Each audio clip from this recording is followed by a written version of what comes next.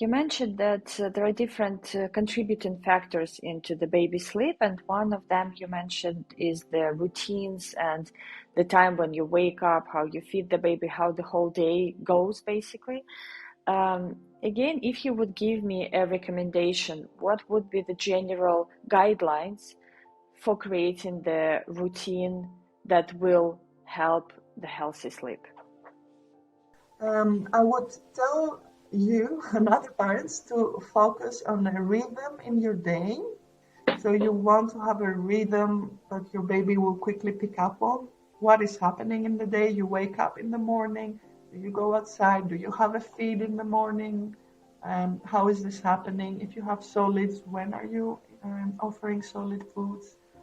I wouldn't stick too much on schedules like the ones you find on the internet, because another issue we didn't discuss is the sleep needs of every child. They're different.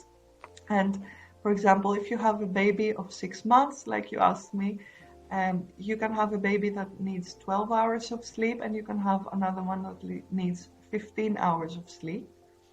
They're both normal, but they will be different in terms of how their day looks like, and how long they can stay awake, maybe how often they will feed, because one needs 3 hours longer than the other. So I would just focus on my individual child and try to bring this rhythm. I would say try to feed often so that they're not hungry, like every 2 hours might be a good mark to have in mind. Give them water if you've already started giving solid foods, so they're not thirsty.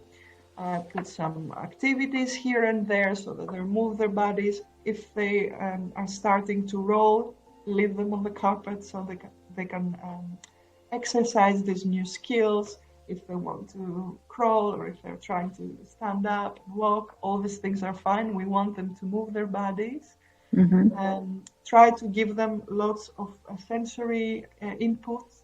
So you can have different sorts of materials around the house, different colors, textures.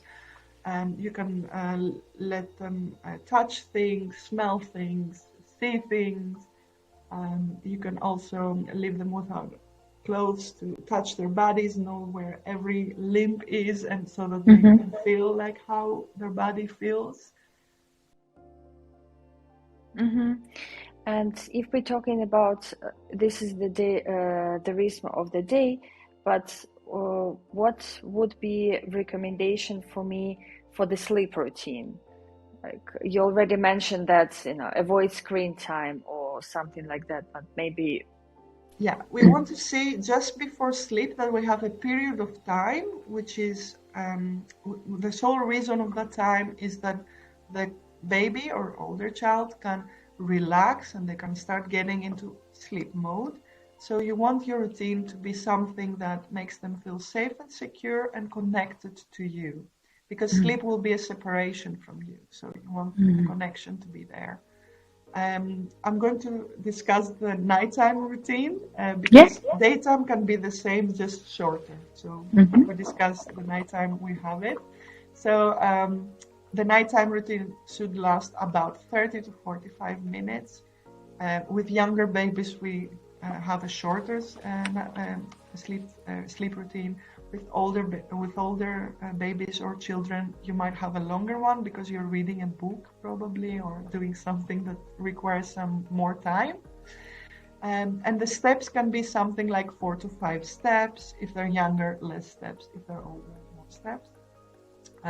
You don't want to drag it out. You don't want it to last too long, because you don't want your child to start getting worked up and feeling like we're just doing things and it is not time for bed yet.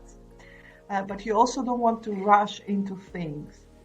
So here, another recommendation I could give you is, if you are tired from taking care of the baby from the morning till bedtime, give yourself some time to unwind and be able to be this loving and calm presence that will do the bedtime routine and bring your baby to sleep. Because many times us mothers, and I'm guilty of that as well. But we try to rush our bedtime routine so that it gets out of the way and we have some time for ourselves.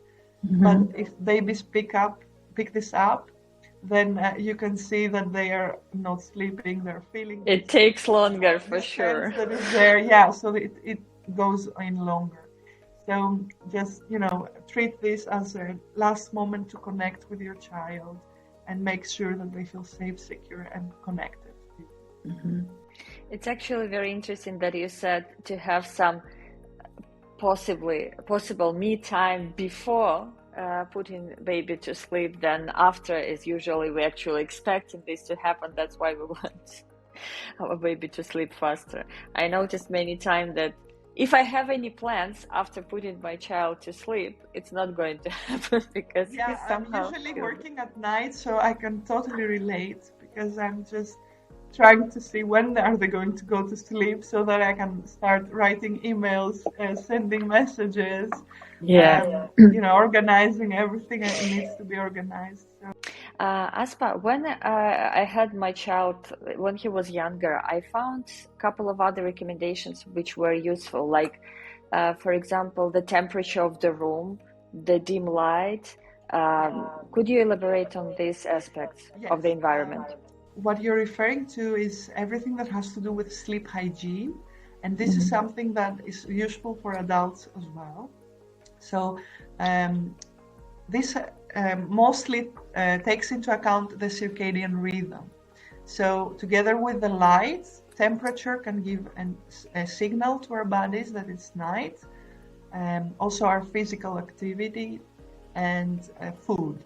So you have to look at all those things. Light is always most important, but these things are also, we call them Zeitgebers, and they tell your body what time it is, basically. Mhm.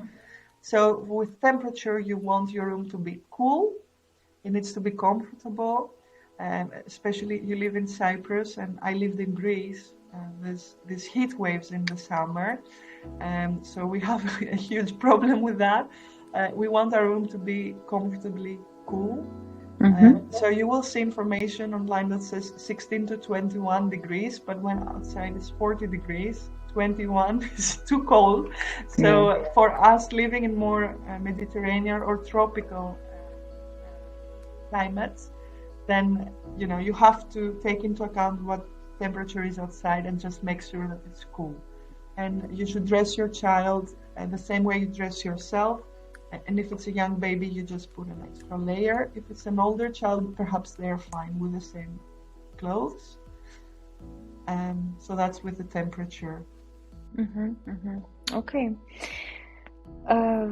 So if you would summarize, like for me as a parent, what would be my first like 3-5 steps, including everything that you already said, to improve the sleep of the baby?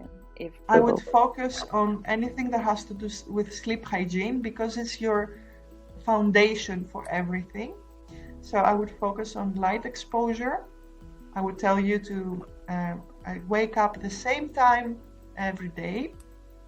If you can watch the sunrise, I would recommend that you do that. There's studies that show that the amount of blue color and yellow color in the sunrise is perfect to tell our bodies that it's time to wake up. So if you can do it, go ahead. If you can't do it, just make sure you go outside anytime you wake up in the morning.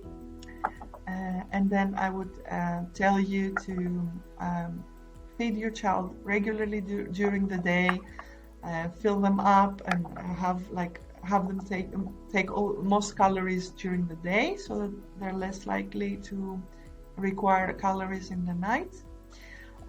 I would tell you to make sure they have enough activity. So that's 3.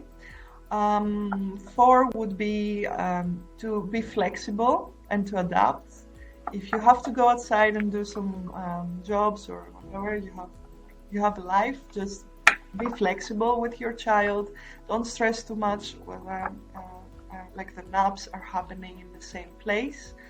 We want to have some flexibility because babies are part of our families. We want to give them time and place to sleep, but we can also be a little bit flexible. And then 5 would be to reduce artificial light at night so that they can produce enough melatonin and tell their bodies that it's night so that they can go to sleep. So that would be my main things: light, exercise, nutrition, and you being more flexible and not stressing over every nap and every sleep, so that you both get to the nights a little bit more relaxed and ready for sleep to happen.